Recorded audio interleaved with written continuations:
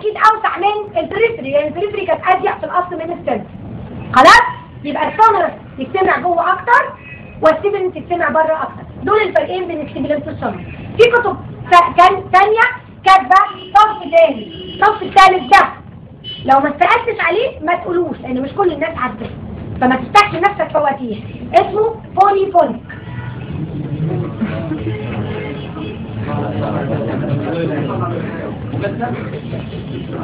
دول بعد ثاني. ايه البولي فونيك ده؟ الاثنين مع بعض. ناس عندهم كل الصورة الاثنين مع بعض. لو ما استقلتش في نوع ثالث يا ابني تعرفه، من فضلك ما تفتحش بقك عشان ما تسمعش ما لا يرضيك، لان مش كل الناس عارفه ده. يبقى اساسا الرونكاي سببها ان الهواء بيعدي في حته ضيقه، الضيق ده يا برونكوستازم يا سكريشنز، افرق بينهم بكحح العيان. خلاص؟ نوع الصوت اللي بيتسمع ايه؟ حاجتين، يا سيبلنت يا سونرس. السيبلنت هاي بيتش بيتسمع في البريفري، السونرس لو بيتش بيتسمع في السكن. نعم ممكن الاثنين في نفس الكيس. لا هتتسأل انواع الرونكاي ايه؟ هتفرقهم كويس قوي، واحد ايه والثاني هيفرقوا معايا يعني؟ لا اله الا الله. كلينيكالي يفرقوا. تسمع بقى حلو قوي. وهو يفرق معاك الليفر 3 فينجرز ولا 5 فينجرز ولا 6 فينجرز؟ ما هو يبقى ميجل. احنا بنتعلم كلينيكال.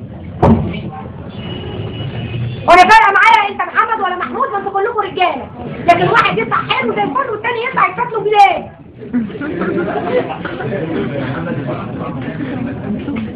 خلاص؟ يبقى دي الرونكاي. ايه الصوت الثاني يا جماعه اللي انا هسمعه اديشنال في الشات؟ كريبيتيشن. نمبر 2 كريبيتيشن. ايه الكريبيتيشن دي؟ قلنا ايه الكريبيتيشن؟ قال لك ايه؟ قال لك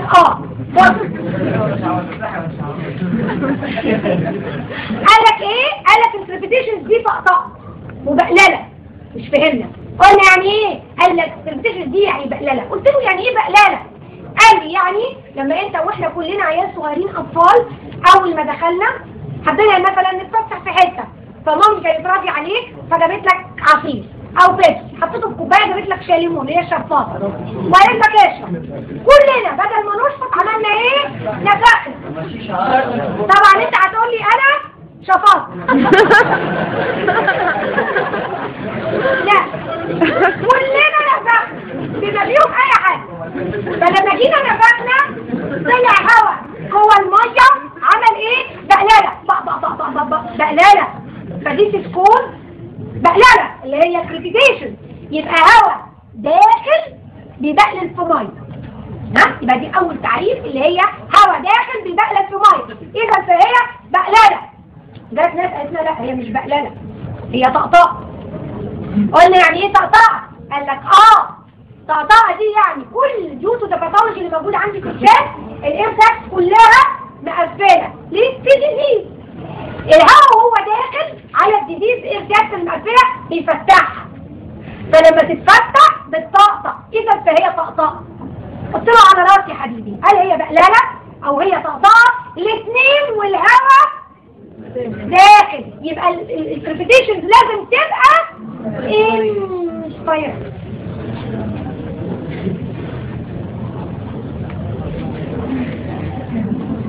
يبقى يا عندك سكريشنز كتير قوي في الشست زي البلمونري إديمة، الهواء داخل بيبقلل فيها. اوكي؟ يا عندك ديزيز في الشست عامل مشكله في الارفاق واحنا داخلين بنفتح. قال لك ايه انواع؟ مش عايزه كلام بره. قال لك ايه انواع الكريبيتيشن دي بقى؟ بتتقسم على اللودنس، على الانتنسيتي، على علو الصوت. فبالتالي عندي بقسمها 3 انواع: الفاين والميديم سايز والكورس كريبيتيشن. دي بتتقسم على حسب علوها. الفاين في وطي خالص، انا ساكت الناس خالص واحط سماعات اسمع فاين كريبيتيشن. الميديم سايز صوتها اعلى شويه. الكورس صوتها عالي خالص، بتبقلل، بتتسمع اساسا من غير سماعه، زي في حالات البلمونري إديمة. العيان يقول لك ايه؟ he is drowning in his own secretion. اوكي؟ صدره مليان. اوكي؟ يبقى دي الكريبيتيشن، وعرفنا لازم تبقى انسبيراتوري. بينما الرونكاي ممكن تسمع انسبيراتوري ممكن تسمع اكسبيراتوري، لكن الكونتراكشنز لازم هوا داخل يا بيبقلل يا بيفتح، فلازم انسبيراتوري. فاضل لي اخر اديشنال ساوند خالص هكتبه في الحته دي اللي هو الرب. جريكي هارش ساوند يعني ايه؟ شرحت قبل كده.